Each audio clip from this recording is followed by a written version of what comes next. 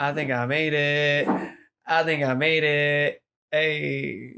Yeah, we can't use any licensed music on the No, podcast. you can sing. I know, but it was uncanny how accurate that was to the song, and I'm Thank scared you. that they're gonna come. They might come for us. Well, The record labels. they can come on me.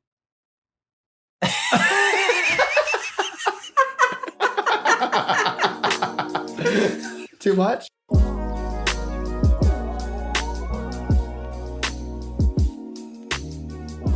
We really did make it. We made it an entire week into the Biden administration, and now we are back at it again with another episode of the Avant In. I am one of your hosts, Topher Wagner. And I am one of your hosts, Jerome Allen. Let's chop it up, man. Chop. I'm doing good. You know, I feel really great that I've woken up every morning without a slight panic. What a luxury that is, isn't it? The last 4 years, every day, check. What did Trump do today? And now we exist in, Biden's doing a lot. I don't even check my phone as much when I wake up. You know, I'll get to it. Me listening to the news is just because I want to know what's going on. It's not because I'm worried. Well, have you been keeping up? How have I been keeping up? Have you been keeping up? Oh, yeah. I keep up with all the executive orders, you know, all 700,000 of them. Yeah, I keep up with them all. Our boy has been hard at work. Biden never stops with the hand. The flick of the wrist is going. Name. I am the first to make ageist jokes towards Joe Biden about being this old man, but he's got stamina. Like, he's out here like signing papers. His quill, he's gone through like 20 quills. You know for sure the White House is pumping his heart like with a machine to make sure this man lives until he's 120. They're just pumping like literally like super soldier serum. Oh my gosh. So press briefings. Oh, they're happening again. They're great. Did you remember that? I forgot about them. I didn't know they existed anymore. But yeah, the new press secretary, Jen Psaki, I think that's how you pronounce it. I actually don't know her name. Jen Psaki. She is really great.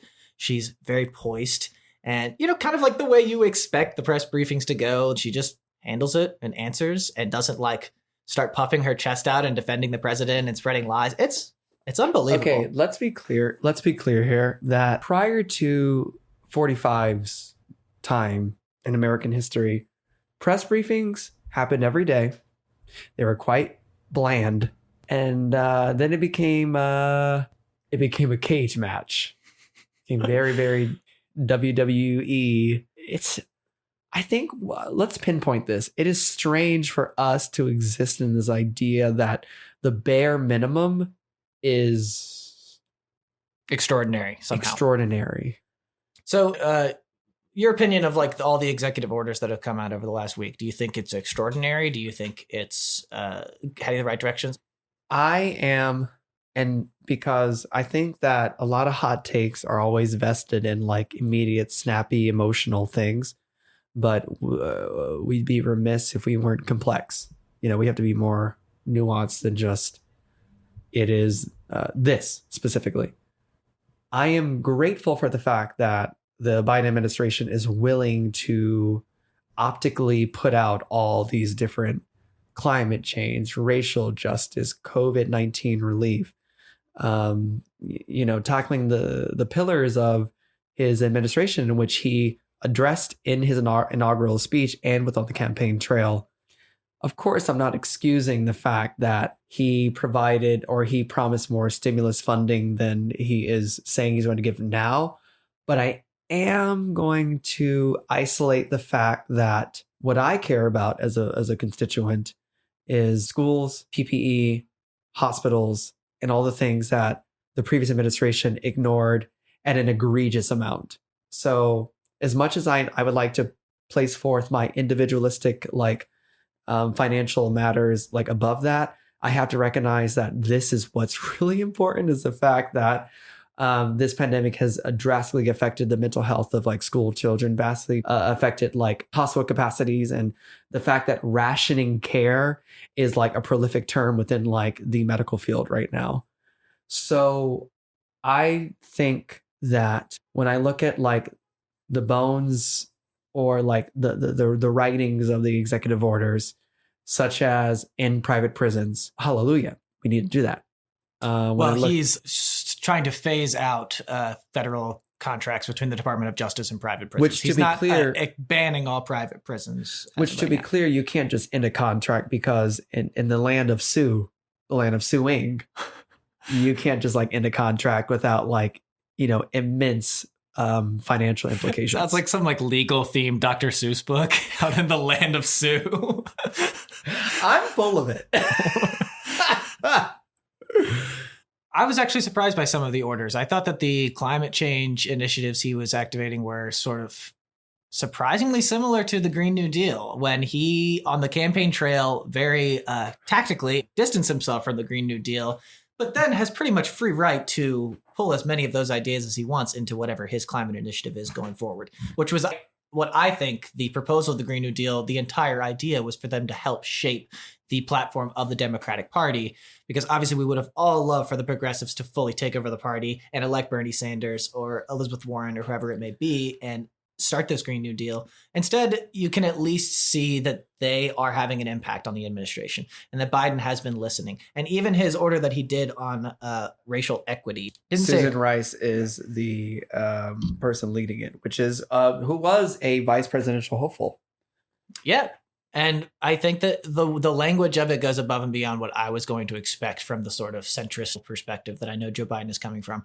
And almost seems like it's even more direct than the Obama administration was about injustice in this country, and the way we approach that seems a lot more direct, and it's not trying to tiptoe around the issues and trying to make it about the haves and have-nots. Well, contextually speaking, of course, Obama was running on this idea that being the first Black president, you still had to abide by nice racism. I mean, This is pre-George Floyd. Like, we have to mark that as a moment in history, similar to the Civil Rights Movement, when like racial politics change drastically in such a quick instance, right?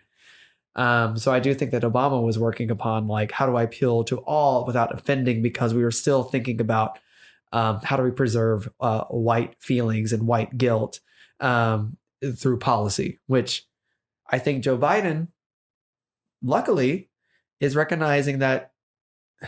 I don't know if it's by age. I don't know if it's because of his religion. I don't know if it's because he's done the reading. I recognize that he, through electing Kamala and having Susan Rice, and not just like Black people, but like POCs, and like even looking at his like executive orders, it tackles xenophobia towards Asian Americans and Indigenous folk, and upholding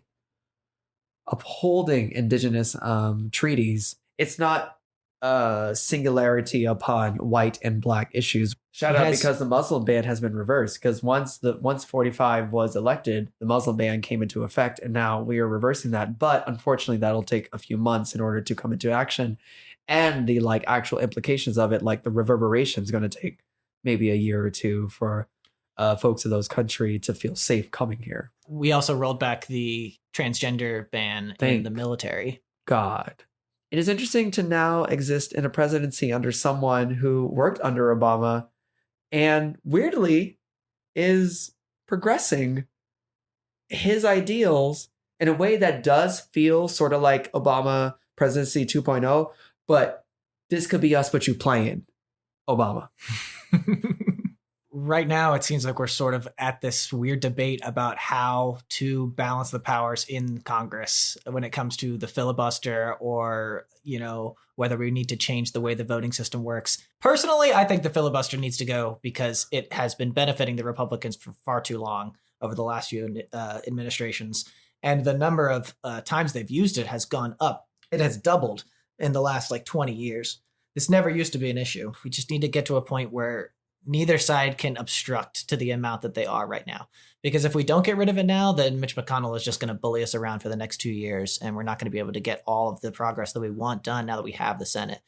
Where do you fall on this? I will admit my ignorance towards the idea of the filibuster, because I vest my knowledge in the idea that Mitch McConnell construed, and perverted the idea of the filibuster in order to create an agenda in which he could take on the name of the Grim Reaper of the Senate because he was able to say, I'm not going to put anything on the agenda.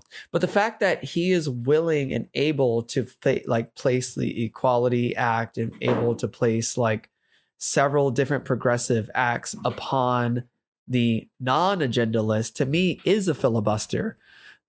It's another act of filibuster. So I think filibuster, like the idea of like we can prolong the debate of something up to 3 hours, up to 6 hours, is quite a moot point because that means nothing. Because Mr. Smith goes to Washington is an arcane idea. Because Mr. Rand Paul goes to Washington means nothing to the fact that like Medicare for all will pass nonetheless because you still have majority. But the fact that he was able to do that and to hijack it and to pervert it and to use it to his advantage and then parade it as if it gave him a badge of honor to myself, get rid of it.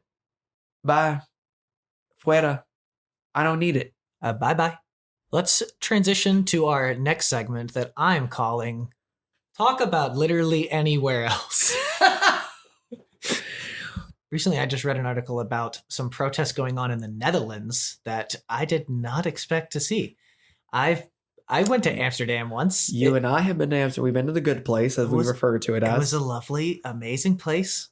So many bikes, so many rivers, so many just a liberal paradise. And even a place like the Netherlands can fall to this weird thing that is anti-maskedom. American exceptionalism is a lie. Dutch exceptionalism is a lie too. So in the city of Urk, northeast of Amsterdam, there have been protesters who torched a COVID-19 testing center because the folks there are tired of lockdown. We're all tired. It does, even earlier this week, I'd felt like, wow, quarantine is forever. Was I born in quarantine? It's like, where does it end? My whole life? Where has it begun? We've all lost our sense of self, but that does not mean that we need to fall down the rabbit hole of anti-science, of believing that we can demand things to change based on our emotional responses to how terrible the quarantine is. Like, it doesn't change the science. It doesn't change the fact that people are dying every single day. And I agree, it's a real shame, but to be hitting the streets and burning bicycles, burning bicycles is the most anti-Netherlands thing you could do. That's not exceptionalism. That's like burning your own flag. It's a bicycle. Right. I just think it's bizarre that it's happening all over the world, and even in China now they're starting to, which is not very new for China, but they're starting to spread now conspiracy theories that are blaming the U.S. for the creation of the coronavirus, and as well as trying to delegitimize the vaccine rollout because this is Western vaccines developed in Germany and all this. This is not an American phenomenon, right? This sort of misinformation, especially around the virus. So no, misinformation controlled by the media, controlled by the government, whatever it may be, like that power has influenced people before us. When we look at yellow journalism, when we look at how World War I, Zimmerman note, as much as I'm aware of it, was actually a fallacy, like that did not exist. And the way that we look at how Germany was also propped it up with the stab in the back mythos, that was not real either, because Germany, there were many German mediation, that's not a word, I'm making up words on this podcast, media in 1918, 1919 said that Germany did not lose the war, and it was traitors who actually propagated the end of the war. So, and that led to, of course, like the person who signed the treaty in 1918, 1919 being assassinated. And it also, of course, led to the uprise of Nazism and what's not. And it's how we're looking at the Stop the Steal thing. The way that we look at disinformation, the way that disinformation can affect human beings, it can never be lost in the fact that we think we're too good for disinformation, or we're too good to think about how when you're told something every day, back in when I was in high school, I had faced being in like an abusive relationship and someone had said to me like, you're selfish, you're blah blah blah. And at the time, because I never dated anyone before, I believed them because they said it so many times over and over and over again. So it's quite, for me, I empathize with the fact that if you choose a specific media entry point who's telling you the same thing over and over again, you gotta believe it. Yeah, so we can finally talk about something culturally related. HBO Max is in the early stages of bringing back Harry Potter. Yep. As a TV series. Yep. And I don't know whether this means a reboot of Harry Potter, whether it means a continuation, whether it means another shitty spinoff. But this news has been making the rounds. And I just think it's such a bad idea. So, one, I learned the other day that the reason why franchises exist in any manner is that generally the first film makes less money than the second film. The second film always makes like 40 to 50%. I might be under exaggerating the percentage amount of like profit that the second film always incurs because of name recognition. It's kind of like incumbent advantage. Like, why do people vote for the same person over and over again? Why is Mitt Romney still in Congress? Because name recognition, right? So sure. Sequels matter. So like when Romney runs for president in 2024, there'll be like the sequel effect of that. I mean, Joe Biden ran 3 times. Anyway. So now we're living in the world where J.K. Rowling, Joanne, the TERF. And for those who don't know what TERF is trans-exclusionary radical feminist. I can't believe I knew that time. I'm glad you don't recall. That's good. Don't believe it. You're ally. You taught me that word, so I credit you. Good.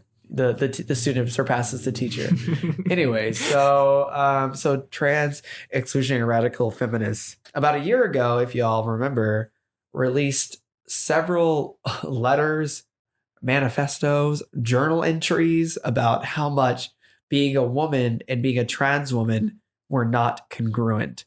Which we at the podcast, we are allies to the trans community, and we find this to be like quite rude in many formats. So like J.K. Rowling in herself is transphobic and a bigot because she also wrote a 900-page book that perpetuated trans phobia and trans violence by utilizing an antagonist who was a trans murderer or killer, very similar to like Psycho from 1960s.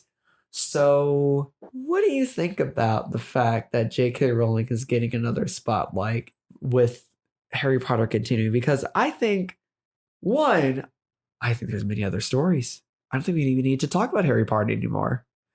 I think we've moved on. But I think it's just our generation knows about Harry Potter because that we're there, but this is like a Hunger Games reboot coming out 10 years from now. I expected by now, over that year that she was experiencing all the controversy, I expected her to listen to the feedback of her fans and maybe have, conversations with trans people and try to come to an understanding. And all she has done is double down. And even the films that she has made in the past couple of years, the Fantastic Beasts series has been completely covered in controversy. And on top of that, they've been really bad. Because it's wild because like Dumbledore gay all of a sudden. What do you mean? But having said that, I do know that a lot of people in our generation, the Harry Potter universe means a lot to them. And to them, the books themselves did not represent this sort of bigoted idea. It represented a more inclusive world to a minimal degree. And then obviously later she tacks on like, oh, also there's gay characters as well. And if you didn't notice, then you just weren't reading hard enough. So now we're at this point where they want to make a TV series. And for me, the only way that I will want to watch that series is if they buy the rights flat out from her. And if, she just doesn't receive any additional money for it. But if they do that, are they going to make a story that is intentionally trying to reclaim the narrative and trying to be especially trans inclusive and to address those sorts of issues? Because I don't think anyone wants that either, right? We don't want J.K. Rowling's stories to all of a sudden like have to apologize for her own beliefs. So there's just really no way out of this. The whole thing is just a very bad idea. And I think either J.K. Rowling needs to address her own bigotry and stop being such a transphobe, or we need to just all as a society just put to rest that whole world. Just you can read those books. The books are still great. You can still enjoy them if you want, but don't buy any more of it. The Casual Vacancy was a terrible book. Is that a J.K. Rowling book too? Another pen name. She wrote her trans murder novel under a male pen name. Yeah. How ironic is that? Super ironic. Super ironic. You don't support trans identity, and yet you wrote a book as Robert. Well, I mean, it's irrespective of the fact that she like specifically targeted trans masculine people, and then used a male name. So it's like, I'm gonna say it, and this is all I'm gonna say. J.K. Rowling been canceled. She canceled now. I'm gonna cancel her tomorrow. I'm gonna cancel her yesterday. She canceled, like, because I know folks like specific folks like to say cancel culture is this, that, the other, but I think holding people accountable for being ill compassionate or unempathetic, or also just like not beholden to the fact that like your beliefs are bigotry, and the fact that you can separate like being like a non-bigot towards other things but not being a bigot towards one thing is in itself like such an oversight. Because if you're a social justice advocate, you should be willing to be like, oh, I messed up, let me listen. But I don't think she is. You know what they say, never follow your heroes on Twitter. Kill your heroes, be gay, do crime. Thank you for listening to The Avant Inn. My name is Topher Wagner. My name is Jerome Allen. If you liked what you heard, please follow us on all the socials at The Avant Inn, or leave us a review on Apple Music. And our music was from Lakey inspired. It is called City of Angels. Yes. And tag teamed that one. Just so you know, listen next week. See you then. Bye-bye.